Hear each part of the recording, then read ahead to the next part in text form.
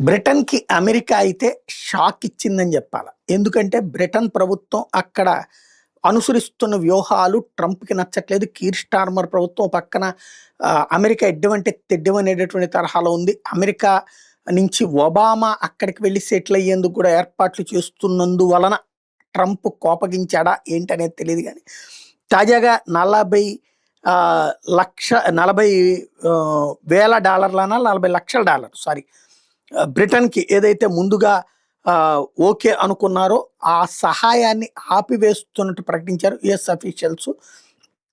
UK తాజాగా online safety మీద తీసుకొచ్చినటువంటి చట్టాల మీదన ఆగ్రహించింది అమెరికా. ఏది సరైనటువంటి ఎక్స్ అనేటటువంటి దాని మీద ఆంక్షలు పెట్టుకుంటూ వచ్చారు కదా! బ్రిటన్‌తో పాటుగా వివిధ దేశాలు, యూరోపియన్ దేశాలు అక్కడ ఆ దేశ చట్టాల ప్రకారమే రావాలన్నారు కదా! అందుకు నిరాకరిస్తున్నటువంటిదైతే అమెరికా ప్రభుత్వం. అమెరికా ఎలన్ మాస్క్ అయితే ఓకే అన్నాడు. ఎందుకంటే ఆ దేశంలో సర్వైవ్ కావాలంటే నడవాలి అన్నటువంటిది. బట్ ట్రంప్ ఆ వంక పెట్టి బ్రిటన్ మీదన ఆంక్షలు విధించడం అన్నటువంటిది సంచలనం సృష్టిస్తుంది. ఫ్రీ స్పీచ్‌కి భంగకరం అన్నటువంటి పాయింట్‌తో.